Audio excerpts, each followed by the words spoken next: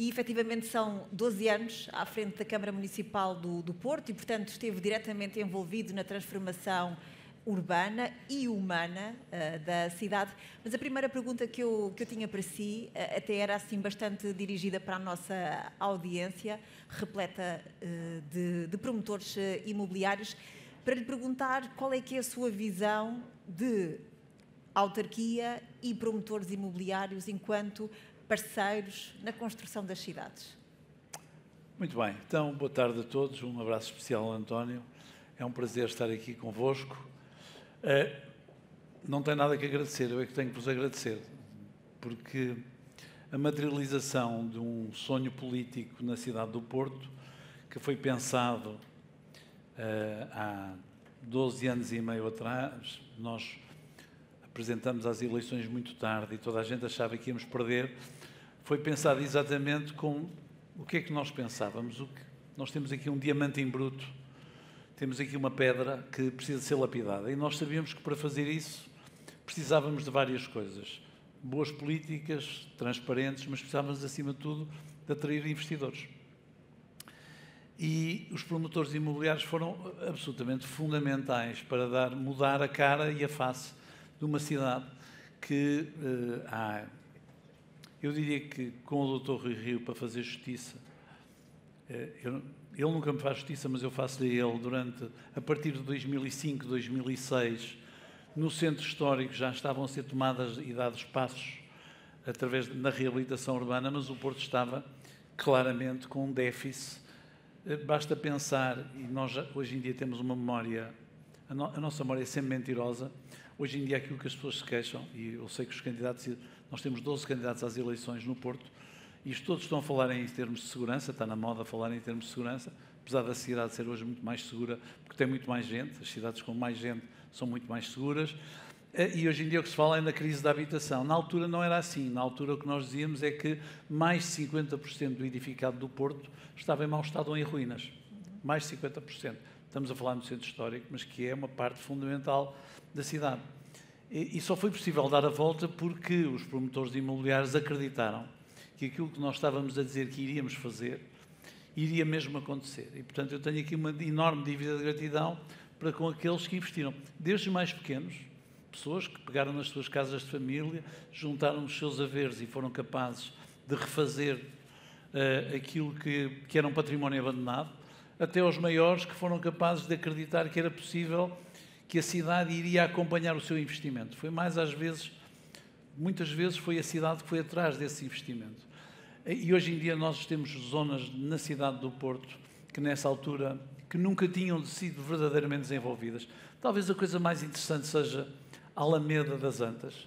Tinha sido um plano pormenor que tinha sido feito por altura do Euro 2004, mas nada tinha acontecido. Se lá chegarem hoje, temos um conjunto enorme de prédios fantásticos, projetos gigantes, e de facto isso aconteceu porque os promotores acreditaram.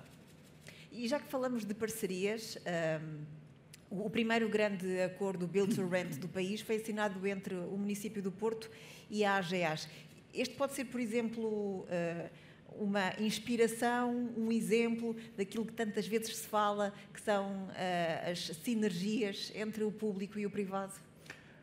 Bom, em primeiro lugar, a questão das parcerias público-privadas. Aqui há uns anos atrás, há uns 15 anos atrás, as parcerias público-privadas foram demonizadas. Mas foram demonizadas não foi porque o modelo fosse mau, é porque os parceiros provavelmente não eram os adequados ou porque havia outros interesses que não tinham a ver com o modelo. A parceria público-privada é útil, porque, de facto, se nós conseguimos pôr, e eu estou a falar nós, o público, conseguimos pôr o parceiro a remar, para o privado a remar connosco, é ótimo. É mais rápido, é mais eficiente, é mais barato.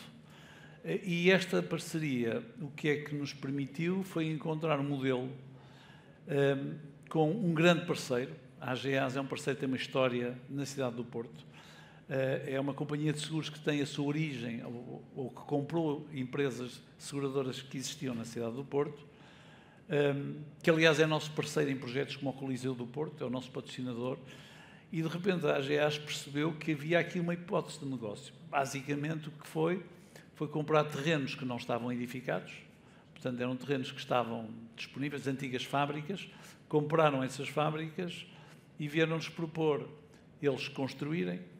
A Câmara, no fundo, toma em arrendamento essas habitações e depois coloca no mercado. Isto tem várias vantagens.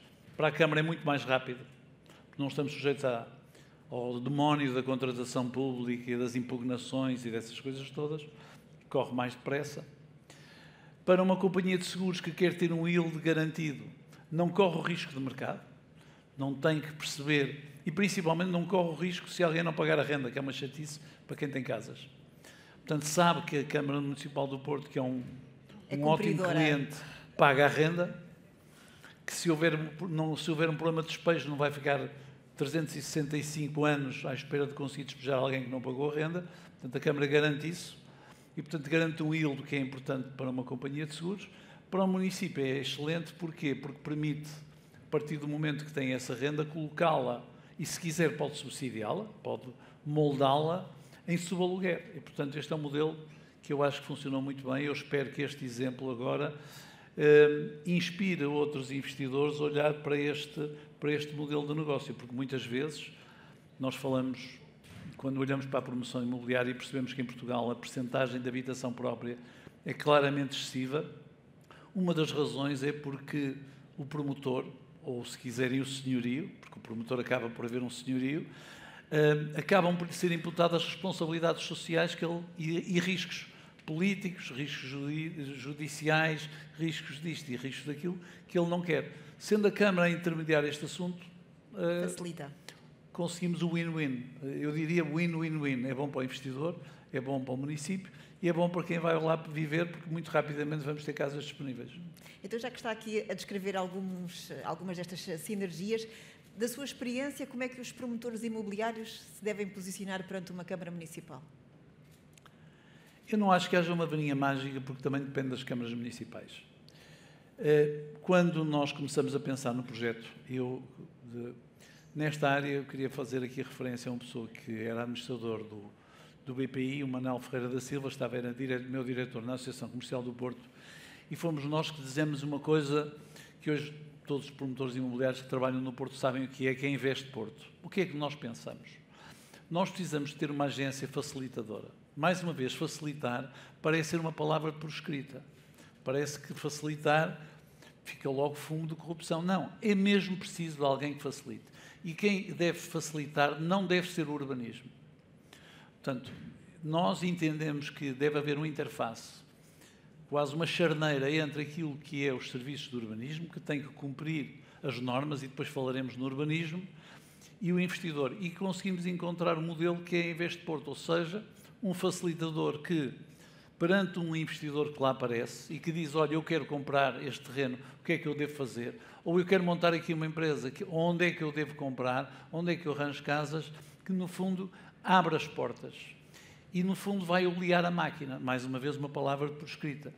Eu acho que esse é o grande segredo. Eu sei que para muitos promotores imobiliários, eu já fiz promoção imobiliária, devo dizer, no início do século. E fiz em Matosinhos. Não fiz no Porto, felizmente. Mas, na altura, aquilo que mais me complicava era ter que me sentar.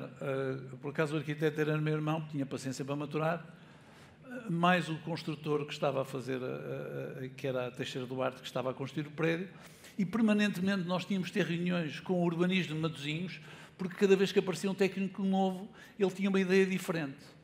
Ou seja, era um grande idiota, porque só um idiota é que tem ideias todos os dias sobre um projeto que já está a ser construído. Nós quisemos evitar isso. E, portanto, uma das coisas que nós temos no urbanismo, em primeiro lugar, foi desmaterialização. Ao haver desmaterialização, diminuiu a reunite aguda. Ao diminuir a reunite aguda, o técnico sabe que não tem que avaliar pelo seu gosto. Se o técnico, que é arquiteto da Câmara, quer ter gosto, vai para o setor privado ser arquiteto. Aquilo que nós queremos é que eles avaliem os processos em função daquilo que é a legislação e as regras existentes. Pragmatismo, portanto. E, portanto, através de uma matriz muito simples, em que há um checklist, em que quem submete um processo consegue saber todos os dias mais ou menos como é que ele está, tudo aquilo está desmaterializado e não damos o poder discricionário aos técnicos. E, portanto, se eu posso dar aqui algum conselho, é quando fizerem investimentos num município ou noutro, procurem um município em que o técnico não tem poder discricionário. Porque se tiver poder discricionário, das duas uma. Pode acontecer ele ser um tipo fantástico. Pode acontecer gostar do vosso projeto. É muito provável que ele não seja sequer corrupto, mas a probabilidade de vocês encontrarem um idiota a meio do caminho é uma grande confusão. E, portanto, é melhor, de facto... Eu já estou numa fase em que posso dizer aquilo que penso, sabem? E isso dá uma enorme liberdade. Eu sempre disse bastante, mas agora estou mesmo naquela fase em que posso dizer. Portanto, se querem um conselho, não escolham... Para os investidores imobiliários, há 3 palavras: location, location, location, não é? No location, pensem sempre uma câmara que não tem um complicador. Se tem um complicador, fujam de lá, porque a probabilidade de encontrarem escolhos no caminho é enorme, porque depois nós temos o Titanic e apanhamos os icebergs pelo meio. Normalmente, o que é o iceberg? É o poder discricionário. Esse é um conselho. E já agora há erros que, porventura, os promotores imobiliários costumem dar e que possa aqui sugerir que sejam corrigidos? Eu acho que os promotores imobiliários, por vezes... E nós sabemos de reclamações que às vezes nos são apresentadas, têm que ter um grande escrutínio relativamente aos projetistas. Nós temos uma série de circunstâncias em que o promotor imobiliário se convence de que o problema está na Câmara ou até nos regulamentos da Câmara. É bom que faça o escrutínio dos projetistas, porque muitas vezes são os projetos... Um arquiteto nunca vai dizer ao promotor imobiliário: pá, fui eu que me enganei, fui eu que não soube ler os regulamentos ou que não entendi o PDM. Ele imediatamente o que é que vai dizer assim? Isto é Câmara. E, portanto, o meu conselho aos promotores é, quando também escolhem as vossas equipes técnicas, tenham cuidado de as auditar e de as escrutinar. Porque muitas vezes, e isto falo por experiência própria, até de pessoas minhas amigas, de vez em quando dizem: tenho lá um projeto encravado na Câmara há não sei quanto tempo. Depois a gente lá pede uma informação. Aquilo segue os critérios normais, é normal uma pessoa pedir informação. 80% dos casos há erros de projeto. E, portanto, aqui é um conselho que eu dou aos promotores: tenham também a vossa capacidade de escolha. Porque, de outra maneira, o que acontece é que surgem escolhos e o vosso interlocutor não vos vai dizer que foi ele que errou. E, portanto, é uma medida de prudência. O facto de estar a chegar ao final dos seus 12 anos dá-lhe muita experiência, também lhe dá esta liberdade de discurso, de que todos beneficiamos aqui. Já aqui nesta conferência se falou bastante da burocracia e da forma como ela torna ainda mais difícil o acesso à habitação, que está nas bocas de todo o mundo por estes dias, mas da sua experiência, de que forma é que existe mesmo aqui causalidade entre a burocracia do Estado Central e depois o acesso das pessoas a terem uma casa para viver? Nós teríamos de fazer uma conferência de meia hora sobre isso, mas desde que eu cheguei, portanto, se colher a experiência de há 12 anos, aquilo que tem surgido tem sido permanentemente novos entraves à construção e ao desenvolvimento de projetos. Em primeiro lugar, as entidades, chamadas entidades externas. Desde a APA à DGEC, é assim que se chama, é um verdadeiro inferno. Quer dizer, é pior do que ir a Fátima a pé. Quer dizer, uma pessoa nunca mais acaba com o projeto. Nós temos, eu sou favorável, efetivamente, a que nós temos que, nesses casos, esses técnicos têm que perceber que eu acho que se devia montar nesses serviços um semáforo. Entra o projeto e a luz está verde. Se ele, ao fim de uma semana, não pegar no projeto, a luz fica amarela. Se ao fim de 2 semanas, ou 3 semanas, ou 4 semanas, não acontecer nada, a luz vermelha, tem que haver uma consequência. E a consequência pode ser ou uma aprovação tácita, em que ele depois fica corresponsabilizado pela aprovação tácita, ou então ele tem que ir trabalhar para outra coisa qualquer. Portanto, e acho sinceramente que os níveis intermédios da administração vieram complicar imenso. Deixa-me só fazer aqui um parentezinho. É por falta de recursos que os processos ficam amontoados ou é falta de vontade de pegar neles e trabalhar? Não, é porque em Portugal se encontrou uma fórmula, que aliás foi visível num processo contra um primeiro-ministro a propósito de Sines, que o poder político já não pode dar uma ordem ao técnico. poder político não pode dar, ele não se pode chamar um técnico e dizer assim, olha lá, porque é que este processo, porque é que você tem isto parado há 6 meses na sua secretária e você ainda não deu parecer? Isto hoje em dia é tabu, não podem. Portanto, nós, no fundo, o que é que acontece? Criamos aqui um modelo em que a administração, chamada alta administração central, tem quase um poder de veto, sem escrutínio. Nós somos escrutinadíssimos, desde logo temos de ser eleitos. E, portanto, mais não seja 4 em 4 anos, a malta tem que ser escrutinada. Mas somos escrutinados também pelos atos que praticamos. Mas esses níveis intermédios da administração são, de facto, um enorme problema. E aquilo que nós temos feito na Europa, isto não é apenas em Portugal, temos vindo cada vez mais a densificar estes poderes. E estes poderes tomaram conta de tudo. E claro que como o país é pequeno, quando um país é grande, aqui há uma vantagem de dimensão. Se um país é grande, tem uma grande economia, estas coisas, apesar de tudo, fluem melhor. Mas nós temos entidades reguladoras que objetivamente existem apenas para complicar. E essa complicação repercute-se em 2 coisas. Na nossa capacidade de delivery, que é a vossa e a nossa. Porque quando um projeto, qualquer que seja o mais luxuoso ou mais simples, está pronto, é um sucesso para vocês e é um sucesso para nós. E é um sucesso para a pessoa que vai ocupar e para o utente e para o utilizador. E, portanto, o grande problema é que estas entidades basicamente não são escrutinadas. Eu acho que devia haver uma entidade reguladora das entidades reguladoras, estão a ver? Mas isso, se calhar, ainda fazia atrasar mais. Não, ou se calhar, pronto, mas podia ser com varapau. Sim. Podia regular com varapau. Então, diria que é necessário simplificar?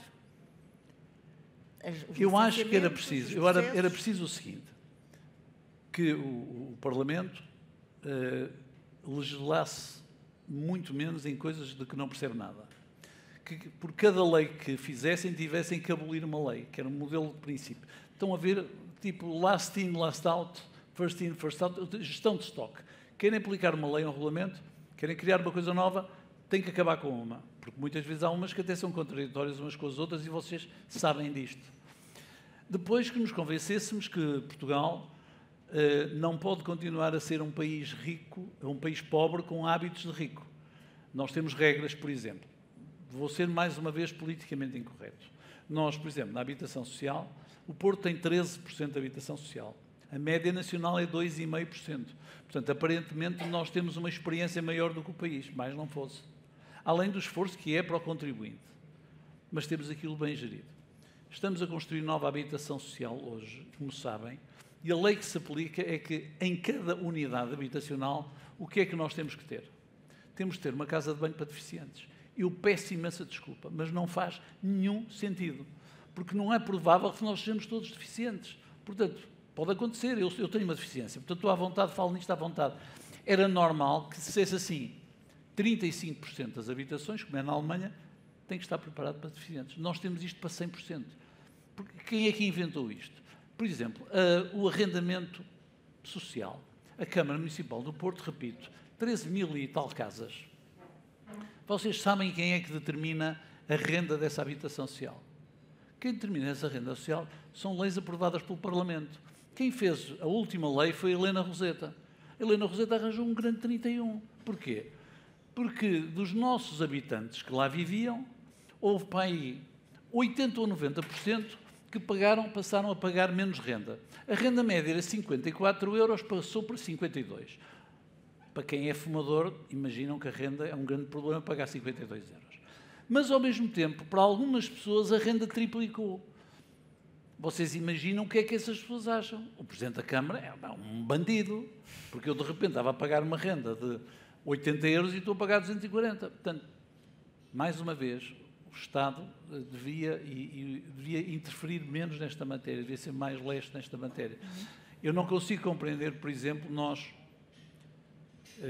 ainda ontem escrevi uma carta, aliás, hoje escrevi uma carta à Sra. Ministra, estava cá o marido dela, espero que o António, que ela não esteja chateada comigo. Nós temos um modelo de apoio às rendas. Porquê? Como temos 13.000 habitações, mas elas não chegam, habitações sociais, nós temos cerca de 1.000 famílias em lista de espera. Como entregamos uma casa por dia, mais ou menos, estão a ver que essas pessoas podem estar, em média, estarão 1 ano e meio à espera de casa. É a conta que dá. O que é que nós fizemos? Criamos um fundo. Quando eu inventei esse fundo em 2013, disseram que era uma estupidez, mas agora o Estado até já tem uma coisa parecida. E então o que é que nós damos? Damos um subsídio à renda que a pessoa paga, que é um subsídio temporário, que lhe permite aguentar e pagar a renda enquanto não tem uma habitação social. Bad news. O Estado pega nesse dinheiro que a Câmara dá à pessoa e reduz no RSI. Portanto, eu estou a dar à pessoa, mas a pessoa não ganha nada com isso. Porque depois eu estou-lhe a dar dinheiro e depois ela chega ao fim do mês, vai ver a conta, vai receber o RSI e pá, afinal recebi menos. E, portanto, a Câmara está a pagar... Vejam bem, isto é uma coisa de tal maneira absurda que eu não sei o que é dizer, percebe? E esta matéria é uma matéria que nós não conseguimos explicar. E que interfere bastante na qualidade de vida das pessoas. Interfere, acima de tudo, na estabilidade das pessoas. Porquê? Porque quando nós falamos em habitação social, nós temos que perceber que o ideal é que as pessoas não tenham que ir para lá. Isto não é demagogia nenhuma. O ideal é que as pessoas possam continuar a viver nas casas onde vivem. Uhum. Se uma Câmara entende que é mais fácil, mais barato, dar a essa pessoa um cheque para que ela possa pagar a sua renda e continue a viver onde está, tem uma enorme vantagem. Porquê? Porque não estamos a guetizar as pessoas. Pessoas que viveram durante anos num determinado bairro, terem que mudar para uma habitação social, mesmo que a casa seja melhor, mais confortável, mesmo que tenha a casa de banho para deficientes, mesmo que tenha vidros duplos e tenha o certificado energético XPTO, para essa pessoa é um desenraizamento. Agora, se nós estamos a apoiar por um lado e o Estado tira-lhe na RSI por outro, estão a ver? Aqui qualquer coisa que não está errada. Queria-lhe perguntar também sobre estes desalinhamentos vários que existem no que diz respeito aos planos municipais, que já percebemos nem sempre acompanham as exigências da realidade e as dinâmicas do dia-a-dia. Se estamos condenados a desenhar as cidades do futuro com um planeamento que claramente não vai responder àquilo que será o futuro. Eu acho que a nova geração de planos diretores municipais basicamente melhora a gestão do território. Portanto, acho que aí o trabalho que foi feito é um trabalho principalmente na questão ecológica, das redes ecológicas e tudo mais. Eu acho que muitas dessas coisas fazem sentido. Mas depois nós vivemos também sempre num dilema que nos é colocado de uma forma quase ideológica. A cidade do Porto tem 42 km².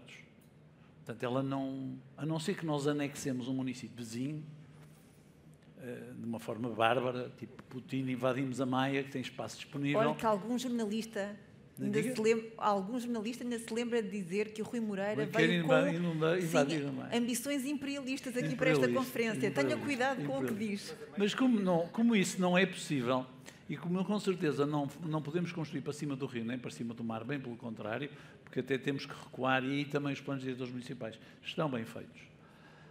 O nosso entendimento do município do Porto, e porque queremos mais espaços verdes, porque queremos tudo, nós queremos meter o Rocio na Betesga. Portanto, se queremos mais população, queremos mais habitação, a habitação tem que ser maior, queremos parques, queremos ciclovias e eu podia ir por aqui blá, blá, blá, blá, blá, blá, então o que é que nós precisávamos? Precisamos de áreas da cidade em que objetivamente temos que densificar essas áreas da cidade. Temos que as densificar, não há outra solução. Construir em altura, porque é melhor construir assim do que pousar, ocupa menos espaço. Quer dizer, qualquer pessoa percebe. O meu neto tem toda a facilidade. Se eu lhe pedir para desenhar uma casa, para meter lá 200 pessoas, o meu neto não faz uma casa resto de chão. Vai construir em altura e põe o jardim à volta com umas árvores. Não é? Pronto. Curiosamente, aquilo que acontece é que, por razões ideológicas, sempre que alguém, a nossa força política, tentou aumentar a densificação da cidade em determinadas zonas, acham que nós estamos a dar um benefício excessivo aos privados, aos proprietários. Pronto, é isto. E, portanto, quando isso não é verdade, porque há formas de modular. Como é evidente, há fórmulas através das taxas e licenças que os senhores pagam, ou através de compensações em que dizem assim, pronto, aquele terreno tinha uma capacidade de edificação de 30 mil metros quadrados. Pode construir 40 mil. Os 10 mil a mais têm que nos darem habitação acessível, por exemplo. O problema é que em Portugal isto choca com a ideologia que preside aos destinos do país. E é um disparate, porque nós, de facto, no último plano diretor municipal, tentamos explicar isto aos partidos. Não estamos a falar nas zonas consolidadas da cidade. Com certeza que nós não vamos chegar à Avenida dos Aliados e dizer agora pode-se lá construir um arranha-céus.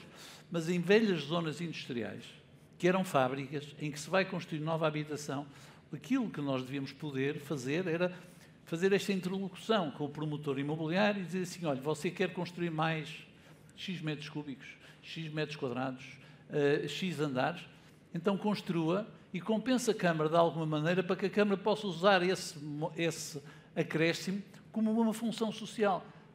Só que isto, infelizmente, choca com aquilo que é a bolha. A bolha quem são? São as pessoas que acabam por decidir estas coisas. E, portanto, é muito difícil... Choca com a ideologia dessas pessoas? Choca com a enorme desconfiança e a inveja.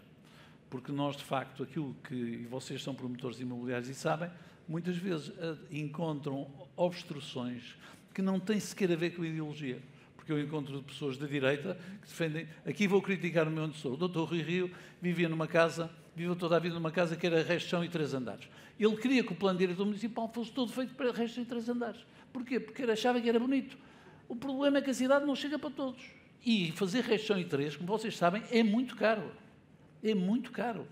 E de vez em quando convém viajar, convém ir ao mundo, andar por aí. Quer dizer, convém portanto, choca com algum conservadorismo. Claro, portanto, não é só ideologia, está a ver? É conservadorismo, é inveja e é permanente desconfiança que nós temos. Compensações. Quais compensações? Já vou ficar com a massa e tal. Estão a ver, portanto, tem muito a ver com este... Nós somos um país, nesta relação entre o privado e o público, muito atávico. Basta pensar que nós tivemos um regime de direita, no tempo de Salazar, congelou as rendas. Isto é uma medida tipicamente socialista, se pensarem. Tipicamente. Aliás, elas continuam mais ou menos congeladas, se vocês quiserem. Portanto, nós, de facto, não tem tanto a ver com a ideologia, mas tem mais a ver com a forma atávica como nós olhamos. E não percebemos que as cidades são organismos... Uma cidade é uma árvore. A cidade é uma árvore. De vez em quando há uma parte da árvore que envelhece, tem que se ir lá, pode assar, depois ele volta a crescer. A cidade é uma árvore. É um ser vivo, mas é mesmo uma árvore. E, portanto, se nós não percebermos que ela de vez em quando tem que ser podada, que de vez em quando tem um problema na fruta, tem que ter que ser tratada, se não olharmos a cidade dessa maneira, perdemos a oportunidade. Eu acho que nós tínhamos possibilidades de ter cidades muito melhores do que temos.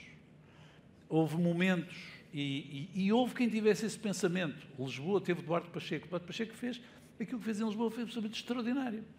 Mas foi um azar, morreu, não sei se morreu, provavelmente alguém o matou por atavismo, porque de facto ele queria, de facto, abanar a cidade e transformar a cidade. Hoje em dia, esses planos numa cidade já não são possíveis. Já não se consegue fazer. Que abanem as cidades. Claro, o Haussmann em Paris, quer dizer, Paris, hoje nós olhamos para Paris e olhamos para aquelas avenidas. Paris não era assim. No século XIX havia grandes pensadores que olhavam para a cidade e diziam temos que rasgar avenidas. E não havia direitos adquiridos, compensava-se de outra maneira qualquer. As cidades estão demasiadamente estáticas e isso prejudica-as no momento em que as exigências dos nossos filhos e dos nossos netos são diferentes, em que as pessoas querem ter mais coisas na proximidade. As pessoas já não querem ter a cidade especializada. A cidade do Corbusier, a cidade especializada, uma zona industrial, outra zona habitacional, outra zona de compras, outra zona... As pessoas já não querem isso. As pessoas hoje em dia querem a cidade dos 15 minutos. Mas depois, querem todas, mas depois não são capazes de perceber que para isso é preciso ter instrumentos para mudar a cidade, que seriam convenientes para toda a gente, mas que ninguém, de facto, por atavismo quer alterar. E um desses instrumentos acontecerá ali para finais de setembro, inícios de outubro, que são as eleições autárquicas. Acredita que a sua cidade vai estar em boas mãos para abanar a cidade? Tenho a certeza absoluta. E conforme... com vontade de trabalhar com os promotores imobiliários para que o Porto continue... Isso vai ter que perguntar aos candidatos. Para que o Porto continue a crescer. Não, eles não estão aqui. São muitos, eles existiu esta sala porque eles são 12 ou 13, acho que vão ser 13. E, portanto, ocupavam aqui esta sala. Não, eu acho que vamos ver. Moderadamente otimista. Não, sou muito otimista, porque para já eu acho que a limitação de mandatos faz todo sentido. Eu também já estou cansado, confesso. Também já não tenho...